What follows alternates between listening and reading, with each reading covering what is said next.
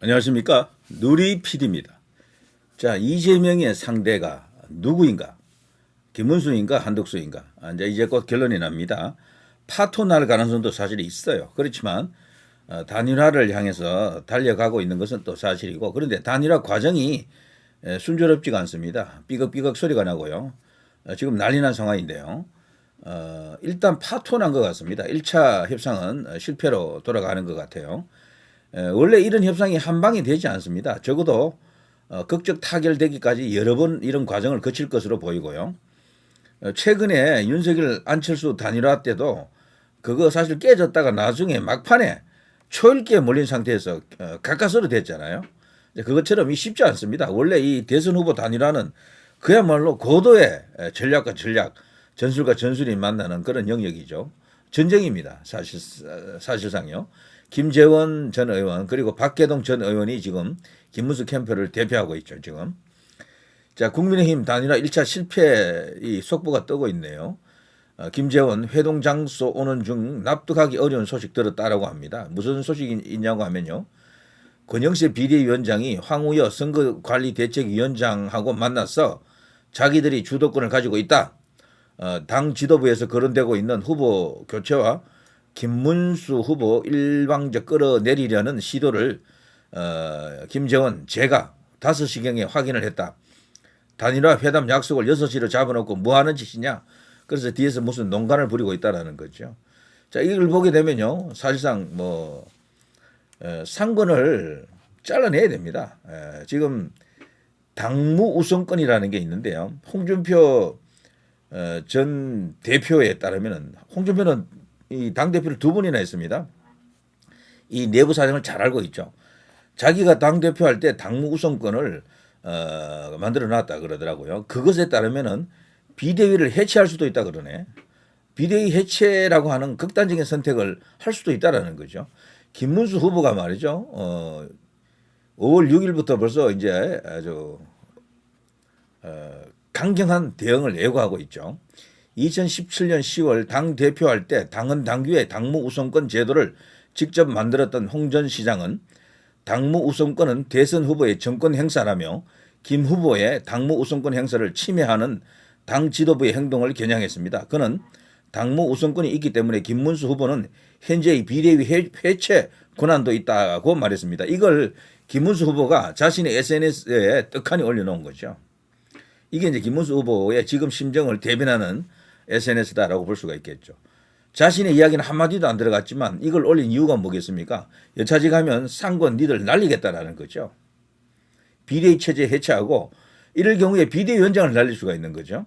그리고 비대위원들을 다시 이렇게 구성할 수도 있겠죠. 그렇지만 너무도 지금 시간이 없잖아요. 그래서 이런 카드도 갖고 있다라는 것, 이것만을 드러낸 것만으로도 상당한 힘이 생길 겁니다. 자, 김문수 후보가 지금 어떤 상황에 처해 있고 어떤 심경이고 어떤 각오를 갖고 있는지 이 하나의 SNS에 답이 다 나왔습니다. 이제부터는 당무를 내가 주도하겠다 이런 의미도 있고요. 단일화 작업을 니들에게 맡기지 않는다. 내가 직접 하겠다. 그래서 배석자 없는 1대1 회담을 지금 하고 있지 않습니까? 근데 한덕수는 이게 불안한 거야. 이 사람은. 그러니까 회담을 하기도 전에 기자회견을 해가지고 단일화 안 되면 출마 안 한다라는 말까지 했잖아요. 한덕수가. 그거는 한덕수의 일종의 후퇴 선언으로 보는 사람들도 있습니다. 한덕수가 지금 발을 빼는 게 아닌가? 왜냐하면 이재명이가요. 지금 사법 리스크로 지금 해결이 안 됐잖아요.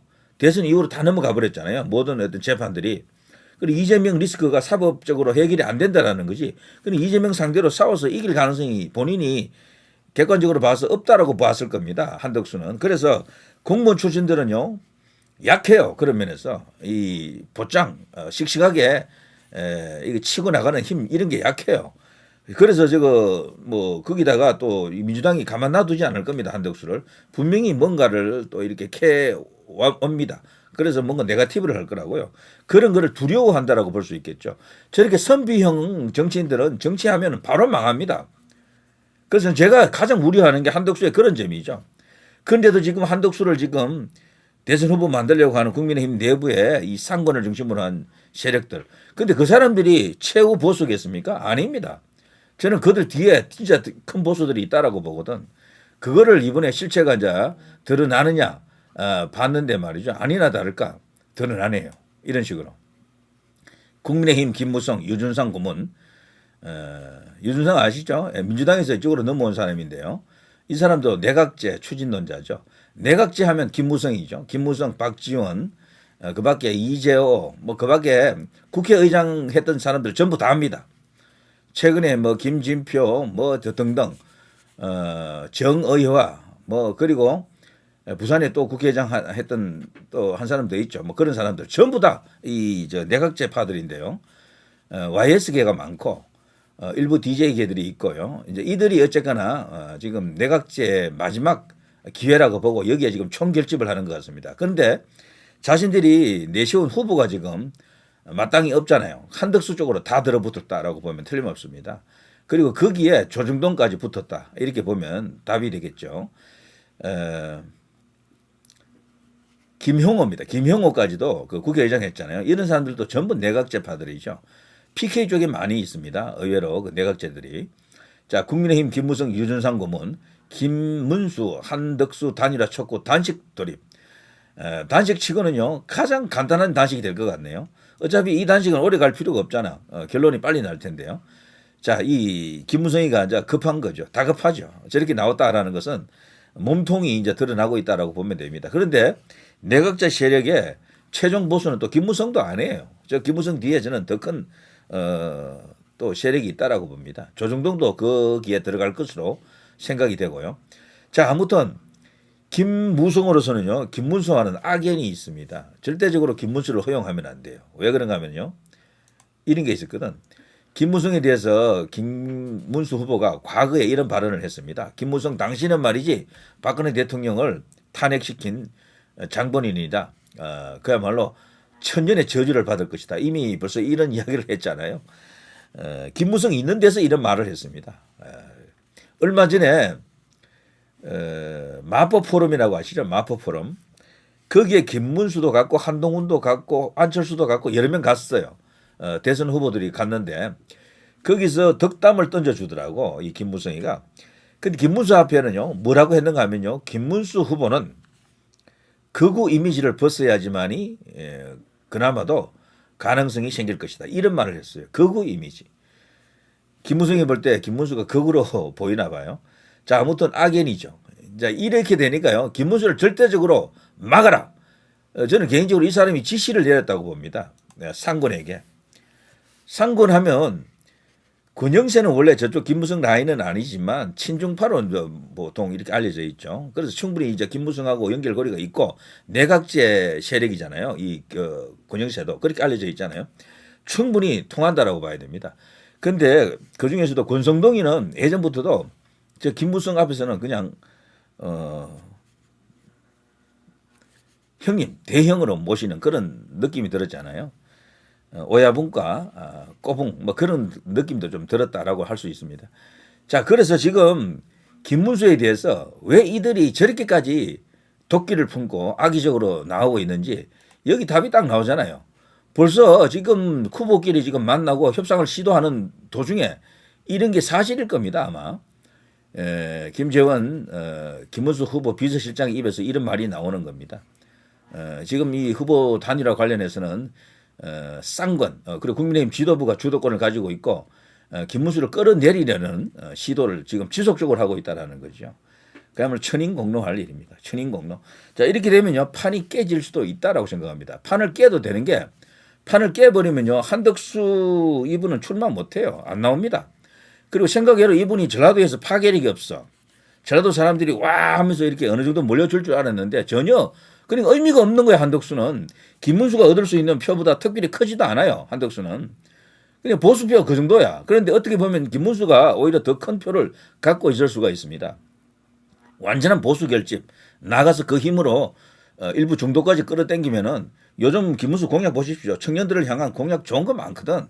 그래 청년들이 벌써 그거 알아채린 친구들은요 김문수를 다시 봤다라면서 이런저런 어떤 이야기들이 나옵니다. 자, 이렇다고 보면요 어느 정도 예상을 할 수가 있겠죠. 단일화 되면 좋고 안 돼도 김문수로 아마 후보가 결정될 것으로 보입니다. 참고로 말이죠, 그 AI에 이 지금 상권 중심으로 김문수를 끌어내리려고 하는 시도 있잖아요. 여기에 대해서 우리 네티즌들이 벌써 챗 GPT에 물어봤나 봐요. 물어봤더니 이렇게 나온다 그러네요. 후보 교체 가능한가? AI에게 물어봤다. 그래 결론인데요. 굉장히 복잡하다라고 합니다. 많은 내용이 나오는데 결론만 딱 이야기하면은 김문수가 자진 사퇴하지 않는 상황에서 선관위와 법원이 국민의힘 지도부 쌍권 내각제 세력과 협조해 후보를 한동훈이나 한덕수로 교체하려 해도 공직선거법상 교체는 불가능하다. 경선 무효화나 피선거권 박탈은 명백한 증거와 절차가 필요하다. 5월 6일 선거 한 달 전이죠. 5월 6일과 대중 반발로 시간적 어떤 차이 때문에 시간적 제약 때문에 어렵다. 그리고 대중 반발로 실행이 어렵다. 김문수 지지층들이 가만히 있겠습니까? 그래서 김문수 후보는 다음과 같은 전략으로 막을 수 있다. 저들의 후보 끌어내리기를 막을 수 있다. 법적 대응, 선관위 이의 제기하고요. 법원 가처분 신청하고요. 헌법재판소 제소한다. 정치적 결집, 친윤계, 당원 동원, 비대위 저지, 한덕수 협상 뭐 이런 여러 가지 카드가 있습니다. 여론전을 또 펼칠 수가 있겠죠. 보수층 결집, 부정선거 프레임으로 지도부를 압박할 수가 있습니다. 선관위와 법원의 부정 개입은 사법 신뢰 붕괴와 대규모 항의로 이어질 가능성이 높다. 김문수의 법적 정치적 대응이 성공할 가능성이 크다. 이렇게 챗 GPT가 보고 있다라고 여기 네티즌이 이렇게 이런 식으로 조사를 해놨네요. 저거 상당히 설득력이 있는 이야기잖아요. 굳이 챗 GPT가 아니더라도 AI 답변이 아니더라도 누구나 다 저 정도는 생각할 수 있는 내용들이죠. 그래서 제가 볼 때는요. 이 이재명의 파트너 상대는요. 카운트 파트너는 김문수가 될 것으로 봅니다. 이런 식으로. 한덕수는 그런 식으로 권력 의지랄까 자기 목을 쳐라라고 하면서까지 완전 승부수를 던지기는 어렵다라고 봅니다. 뒤에서 아무리 밀어주고 뭐 내각제 세력들이 나가라 우리가 해줄게 해도 한계가 있다. 그 상대가 다른 사람도 아닌 김문수입니다. 전투력의 끝판왕. 이 사람 전투력을 이길 사람이 없어요. 지금 그 TV에 나오는 평론가들 중에요. 김문수를 아는 사람들은 그러더라고요. 아마 지금 상권을 비롯한 국민의힘 그 기득권층들이 있습니다. 4선 이상 급들 그 사람들이 김문수를 굉장히 무서워할 것이다라고 하더라고요. 그 사람들 식의 정치가 김문수에게는 안 통한다 그러더라고요. 그동안 그렇게 뭐 이렇게 뒷방 정치 비슷하게 해 왔잖아요. 웰빙 정치일 수도 있는데 그런 정치인이 아니다라는 겁니다. 완전히 새로운 정치. 그래 이재명을 잡을 수 있는 인물은 어쩌면은 김문수밖에 없을 수도 있어요. 질 수도 있겠지만 이재명 상대로 가장 잘 싸울 수 있는 여러 가지 상대적 그런 차이가 큽니다. 비대칭 전략이라 그러잖아요. 이재명이 갖지 못한 장점을 김문수가 엄청나게 많이 갖고 있어요. 그래서 그걸 갖고 이재명을 공격할 수 있다. 이렇게 볼 수가 있겠죠. 자, 이 정도 할까요? 누리 PD 김준희였습니다.